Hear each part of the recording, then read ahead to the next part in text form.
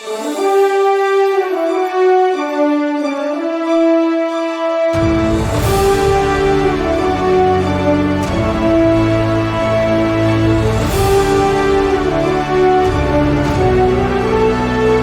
everyone. This is Jessie, Bowen, and welcome to the Become an Author podcast. I'm here with my co-host, Natalie McQueen. Hey, Natalie, how you doing? Good. I am great, Jessie. How about you? Hey, I am better, and better, trying to make the world a better place. Last week we had a fantastic week. We had a lot of our authors we've been working with over the past year on and sharing their stories. And there was just so many really awesome things that happened last week. And we've been having people to call us, and people have become inspired by their stories about their author's journey. As we celebrated a year of the Become a Author podcast. So I'm really excited. So how did things go for you last week? It was amazing. I loved hearing everyone's stories and how, whether they were pulled into publishing by getting in a compilation book and getting over that uncomfortableness to becoming an author, right? Because if you don't have that mindset, which I didn't, and thought, okay, I could become a published author, and then you're a little more open to it. But until you hold that book in your hand and it becomes real, you're like, oh my gosh. So everyone had a different story, a different experience. I remember Suki Jeffries saying, she couldn't believe just holding her book in her hands and looking at it and seeing her name on the front. Like, that was a pivotal moment for her. So yeah, we had amazing people. Let's see if I can remember. Hopefully I don't leave anyone out, but we had Nadia Gilks and Dr. Susan Hughes and Suki Jeffries, Buddy Thornton, and Buddy is what we like to call our show off, that published 3 international best-selling books in a 6-month period. Right. Yeah, so that was great.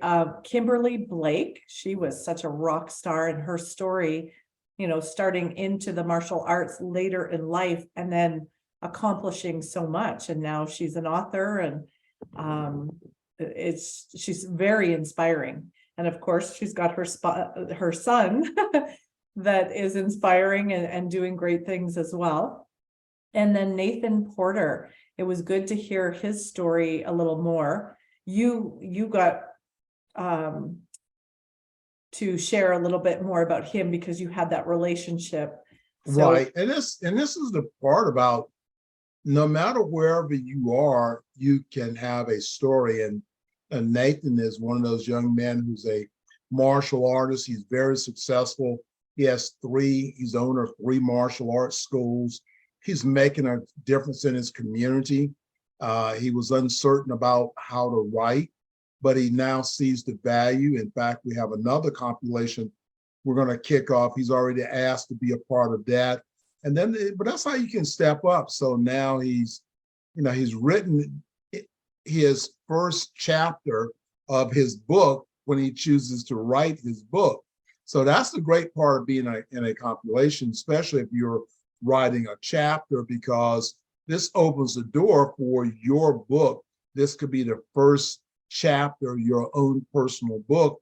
And we're trying to help people to understand how to be able to get there to do that. And this is why, Nathan, he really had a lot of fun.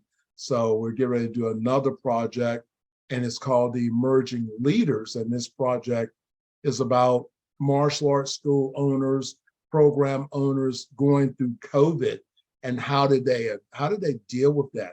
So there's not a book or information out there that's a blueprint if we have to go through this again. And so we're doing that. So he's one of those people that really wants to be a part of it. So this is where our program is open up, is a doorway to other opportunities. Yeah, and that'll be a really interesting read, because to hear how everyone had to, take their live events and these children that they were mentoring and working with and having to pivot as the whole world did. So I can't wait to read that one. Someone else we talked to was Marvin King. And I always love hearing from him and about his program. And I got his book in Las Vegas. And so, yeah, it's great to hear from him and see him very active in his programs and how he helps people with fitness. We had Desiree Brown, which was an author that I published, let's see, yeah, towards the beginning of last year. And her husband and her were both in corporate and then decided, before COVID, let's get on the road. Let's just go and play music and travel and see the world. And then COVID hit. And so her book is a journey of their traveling, their ups, their downs, what they ran into, going from a corporate paycheck to on the road, trying to find a venue to sing at to keep them going. So it's an incredible book. And then Robert W. Jones, what can we say about him, right? Robert has the Art of Connection series, and we've helped publish him.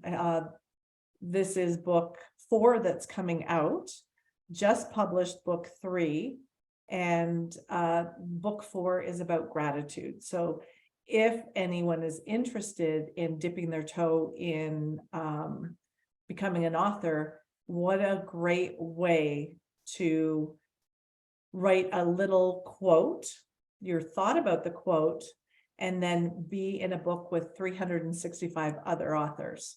So that was great. And then we had Carol Koppelman. Carol was one of the first authors that I worked with to help put her book layout step by step for her to get started, because she wanted to do a memoir and her journey through life and the lessons learned. So how do you put, 50 years or 60 years in a 200-page book? So that's where we come in and we help you really look at the pivotal moments in your life and what are the things that you can share. We had Captain Kevin, and then Daryl Sullins Sr., and then Rhea, Fate, yes. Mhm. And they were all great. So what are some of the things that really stuck out to you? I think out of the week, the Friday program celebration of having 2 people on, we had Kevin on with his memoirs of the Vietnam War from the other side of, being actually in that combat zone in Vietnam, and telling from the other side, as one of the people fighting for their lives and, supported by the US and all the things was going on. And people thought that he was dead. And, he immigrated to the US. And when he released his book, and someone's grandson saw the book and was asking, do you know this person? And he started looking at the picture and he goes, that's my captain. I thought he was dead. And people have been calling him and getting up with him because he's written this book that now they're making that a reunion because of his book. Is there's a movie company looking at turning it into a movie. There's a company that was looking at buying 5,000 copies of his book. I mean, so they have all these amazing things, but the most important part was writing the book and getting all of that out. It was not that's trapped. But then he had a language barrier. So Right.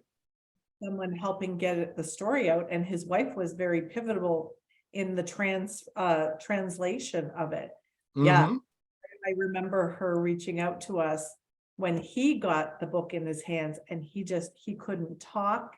He was just like he couldn't believe that it was real, from him speaking and then having help put it together in a memoir, and a very eye-opening, things that weren't reported. Yeah. And the debates, and Ray and his wife, Susan, that was very powerful, telling their story of being married for 50 years, his military background, being hurt as a police officer, and then the martial arts story about how he became a grand master in the martial arts, and bringing that together. And they shared their children reading the book and then rereading the book to their children. Wow. And the impact that it's made. Really powerful book. His book made the Take Center Stage award for memoir award for the year.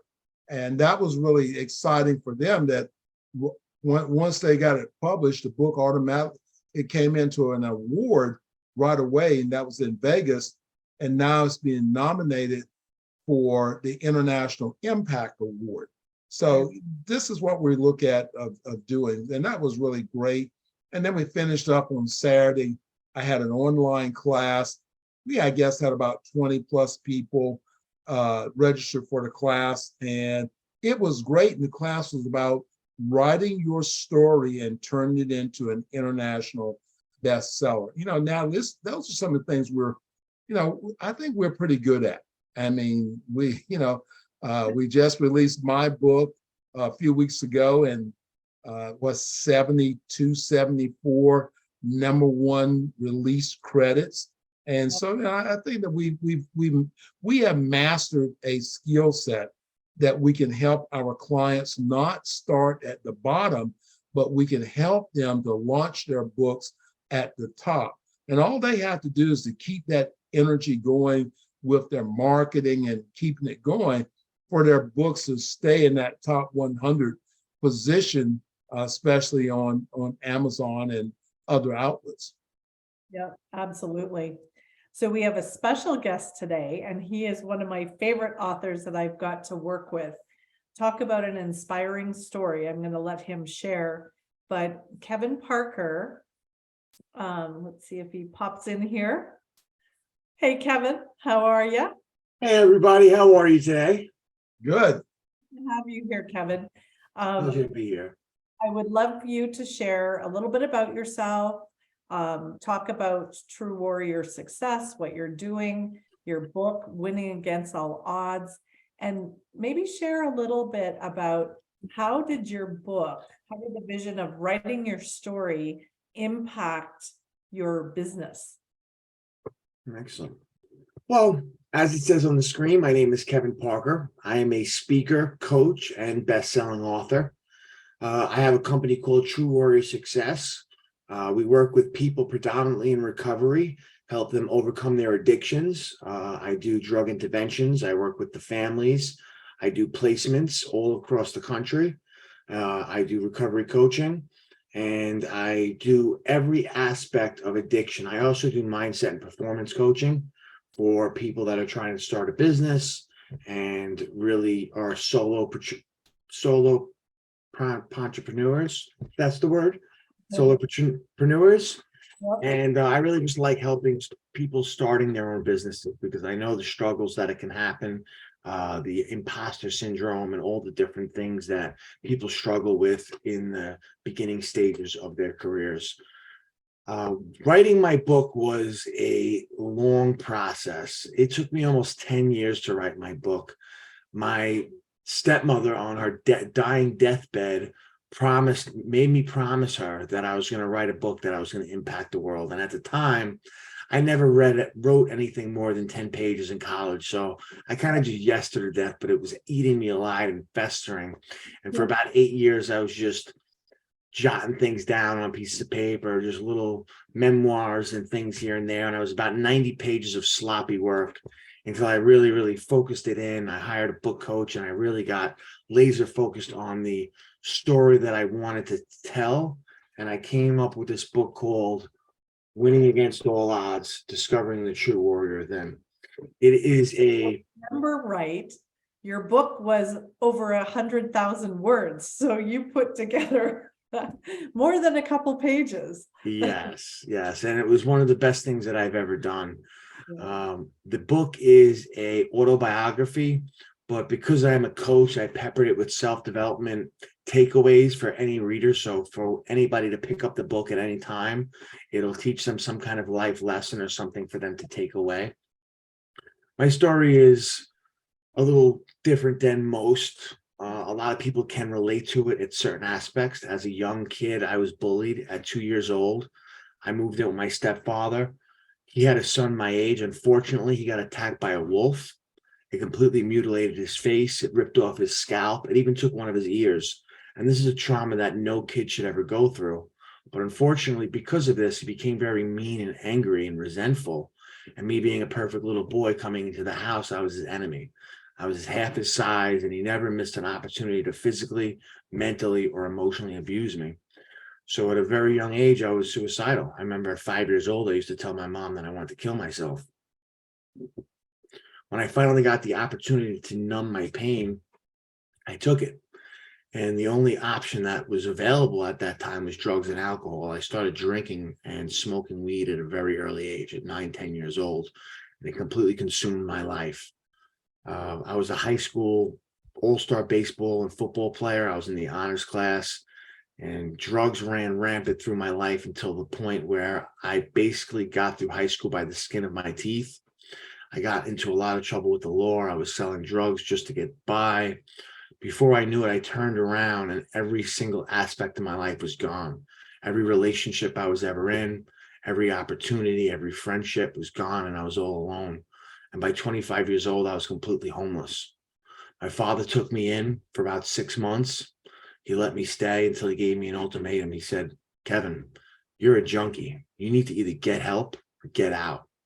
See, what happened at 18 years old, I got hit by a bus and I injured my neck and my back, and I got severely addicted to painkillers, and it really consumed my life. So when he hit me with this ultimatum, pride set in, and I was like, "I don't need your help. I don't have a problem." I packed all my stuff in a book bag. I threw my safe on my shoulder and I stormed out the house, and I walked to my best friend's house, where I convinced his mother to let me stay. And that night I overdosed. They found me face first in my vomit, blue, completely unresponsive. The next thing that I knew was I was waking up in a coma 3 weeks later, fighting for my life. In that coma, I died 3 times, completely flatlined. It got so bad that a priest come in and read me my last rites. And nothing short of a miracle, nothing short of God intervening in my life, I just woke up. And when I woke up to multi-organ failure and 108 fever. My liver, my kidneys, my lungs, my heart, my brain completely shut down. I had 20% oxygen in my brain. I had 108 fever. They had me on the ice blankets. My brain was frying. They told me if I survived, I would be a complete vegetable and I'd lose all 4 of my limbs. Luckily enough, I sat in the bed with tubes coming down in my throat, tubes coming out of my lungs. Couldn't even speak a word, praying to God in silence, begging for a second chance and asking, if I get a second chance, I promise I learn my lesson. I promise I'll make a difference in this world. I promise I'll change. Just give me a second chance. Weeks on end, I got no response until one day the doctor came in and said, "Kevin, I have some good news and I have some bad news. The good news is I think you're going to make it. The bad news is we're going to have to take your leg or you're going to die tonight." So I'm now an amputee, but that was the least of my problems. I struggled in the hospital for 4 months, not knowing if I was going to live or die. They lowered the oxygen just low enough so I'd have to suffer for each and every breath, but high enough so I wouldn't die. So I felt like I was being waterboarded for weeks on end. It was absolutely torture. I had sepsis of the blood. I bled out a few times. I had all kinds of problems. I was 110 pounds soaking wet. I'm 240 right now. So imagine I was skin and bones in the hospital, and I didn't know what to expect. It took me 4 months to get out of the hospital. And once I finally got out, I thought that the battle was over. Little did I know, it had just begun. When I got to my house, I had to get to my room, to the second floor. It might as well have been a mountain. It took me almost 2 hours to get up the flight of stairs.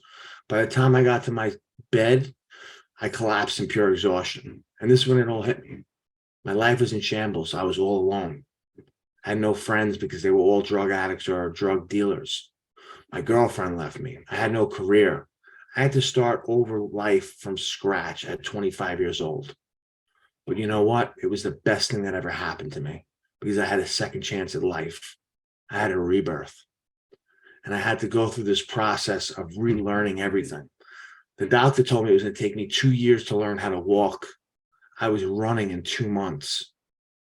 I had a complete nerve damage in my hand. They told me I was never going to be able to move my hand again. I sat and talked to my hand for 9 months straight until my finger wiggled. Once I see my finger wiggle, that's all I needed to know. I started moving my hand. I started moving my fingers. I started moving my wrist. Before I knew it, I had about 90% use of my hand. When I started getting my physicality back, I started having to work on the social and emotional aspects because I had no self-respect. I had no confidence. I had no identity. I had to figure out who I was. So I took all my addictive personalities and I became an addict of self-development. I started working out every day. I started reading books. I've read well over 250 self-development books. I went to seminars all across the country. Tony Robbins, John Maxwell, Les Brown, Mary Morrissey, anybody that I can find that would add a little more value to find my purpose in life. And sure enough, I did. I found my purpose. It was when I was reading all of these terrible stories about all my friends and all the people in the neighborhood dying from opioids that I wrote my story to the Sunday Advance, and they published it on the front page of the Sunday Advance. And a bunch of organizations reached out to me and asked me to speak at an event. And the first time I spoke, I was sitting there and I was shaking in shambles and my glasses were fogging up and I was stuttering and I could barely get through it. But luckily enough, when I finally got through it and I didn't die from the experience, I got a standing ovation. And it was the highest that I've ever gotten in my life. And I knew at that point that my life was dedicated to help saving lives from the struggles that I struggled with my life, with bullying, with mental health issues, with drug addiction. And I dedicated my life to that. So I became a coach. I became a recovery coach. I became a drug interventionist. And I started helping hundreds and hundreds of people. And I've helped well over 1,000 people get clean and sober and change their lives and transform it and literally help them take their biggest weaknesses and turn them into their biggest strengths. See, I live my life every single day with gratitude because every day I get to put my leg on in the morning and take steps. And every step I take inspires and motivates the people around me. And I try to touch a life everywhere that I go. And my life has had so much meaning and so much purpose ever since this. It's been absolutely amazing. My book has been a bridge to a lot of opportunities out there, speaking opportunities, training opportunities, helping training classes, teaching classes, getting different kind of clients, getting invited to special masterminds, podcasts, you name it, I've been invited to it. And one of my biggest goals is to get my book in the hands of every ninth grader across the country, because I truly believe if kids at that age were to read my book, that the addiction rates across the country would drastically decrease and it would really change the lives. Because the problem is we just went through a huge pandemic, and I really truly believe that the real pandemic in this country is addiction, because it not only affects the addict, it affects the family, it affects the community, it affects everybody that they come across. And if we could just make a little impact in that pandemic, I think this world will be a much better place. Absolutely. Yeah, that's your story. Wow. Every time I hear it, I mean, it's so shocking and then so inspiring. And I know a lot of what you've done and how you've helped people. And one thing I'd like to address is you went not only publishing your book, but you wanted the audiobook, and we found the exact person that had the New York accent with, he did such a phenomenal job with your audiobook. So if you want to hear and go through the entire book. You know, you've just seen a little fraction of what Kevin has shared here, but you get into that audiobook and you just get sucked in, and you can't believe what this man has been through. It's funny because when we hired that guy to do the audio book, he had a Southern draw. Yeah. When I first went through it, and I said, "Listen, I think you did a great job, and I'm from New York, and I don't think the Southern draw is going to work." He said, "Hey, what do you want me to talk like I'm from Brooklyn?" Yeah, and then he started. He did a Canadian accent, and then he did a Philadelphia accent. I was like, "You're hired." And he did a fantastic job just orating the book and really putting you in the story. And I'm really, really proud of how the Audible book came out as well. I'm just so And proud. he almost changed from when you were younger, like there was a tone to like towards the end. He Like did a you phenomenal grew up job. with And him. after doing the Audible book, one of my real big goals is to potentially do a documentary or get some kind of Netflix special Yeah. going, because I really want to get it on the screen for people that don't particularly like to read, but prefer to watch things visually. I think the story would be told incredibly well if we can get it some kind of deal where somebody would be willing to produce it. Would be a phenomenal feat. Yeah. And this is what we're talking about. You have a story. When you let it out, you never know where it's going to take you. And when you keep it bottled up on the inside, and even if it's bad, because sometimes our things that we went through becomes the strongest point of our lives. We see ourselves in these places, I'm a 10th degree black belt, but I was a kid that couldn't punch his way out of a wet paper bag. I'm a professional bowler, but nobody in high school, I had to come in the back door of the gym. I was so awkward, but it doesn't matter where you are. It all depends on where you're going. And we have these things in life that when we can recognize that they are the power of who we are and the impact that we can make. Standing in front of people, I would never do that. But, now I stand all over the world and talk to people. But it all became part of the foundation of my book. And just like Kevin is talking now, is that an outlet where he could bring that out and share it with the world, and how his story is impacting people, moving him to all these different groups of people, positive thinking, moving forward. And I think that's a tremendous story. And every day someone is going through it, but they don't know how to escape. So it sounds like his book would be an excellent book to talk about, how do I escape? What did you do to escape? I need that too. Yeah, and what I like too is Kevin brought it up. Gratitude is such a place that the more that you focus on the little bit that you have, you will get more and more and attract more of that.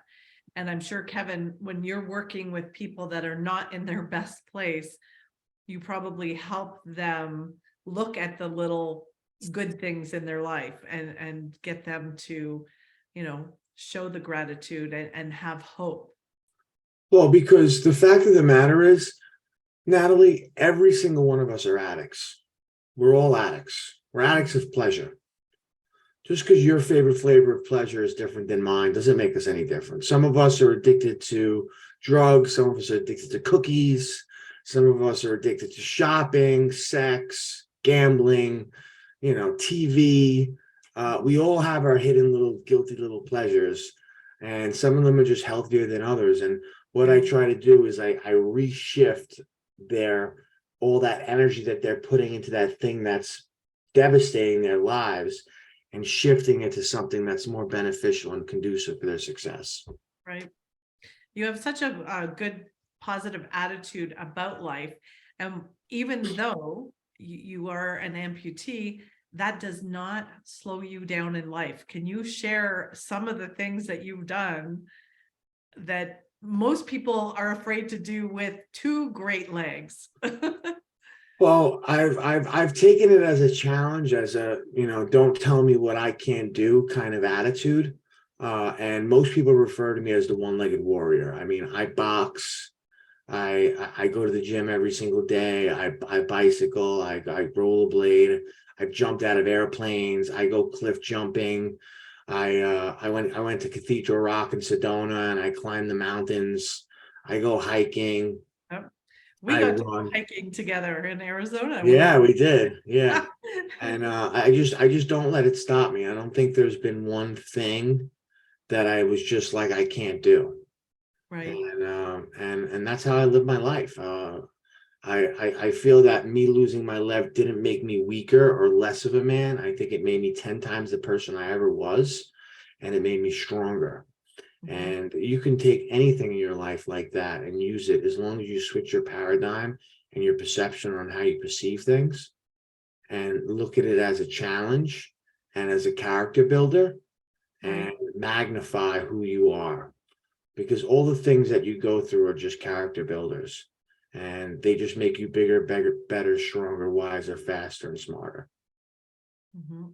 If someone wanted to get hold of you, what's the best way to reach out?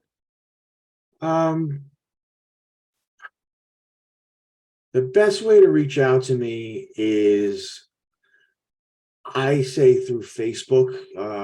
My name is Kevin John Parker on Facebook.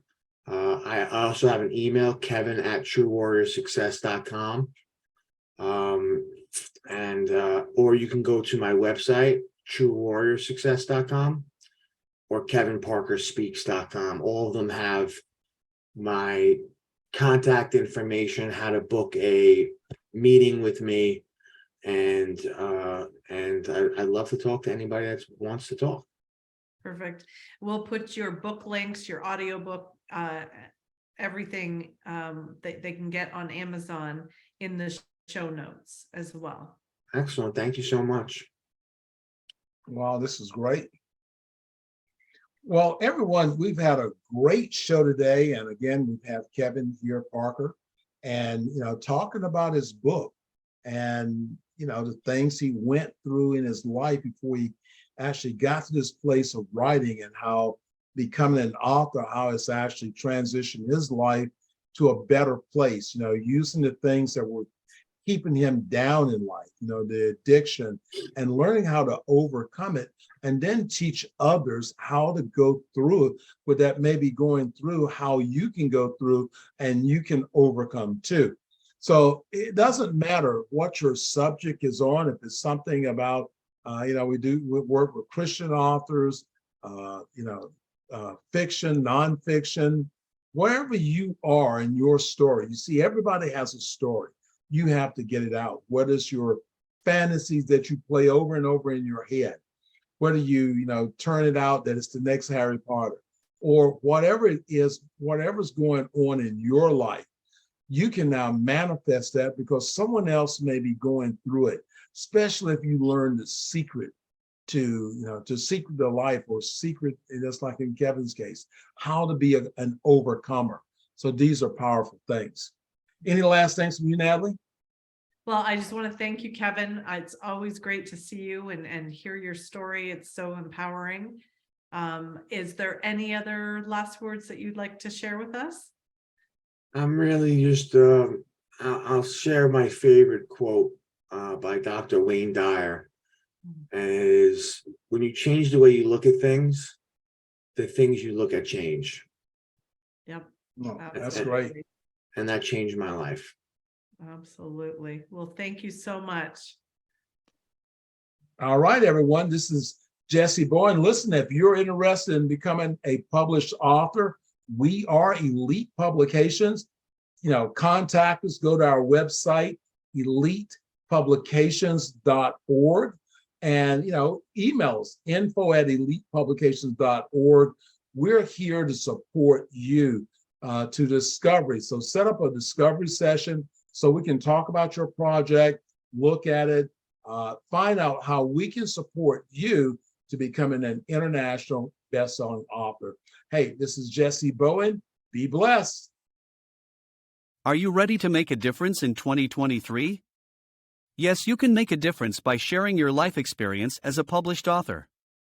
Many of our authors had no idea how their story could impact the world until they released their first book, and not only did they become authors, they became best-selling authors. Many of them are now certified coaches sharing the life experience, new leadership, and business. Click the link and schedule a free coaching success strategy session and become an elite author in 2023. Not sure of your writing skills? That's not a problem. Our elite publications team can help you write, publish, and monetize your book project. We can help you discover the ways your book project will make a difference. Everyone has a story, you just have to get it out. Click the link, or visit our website www.elitepublications.org and get started today.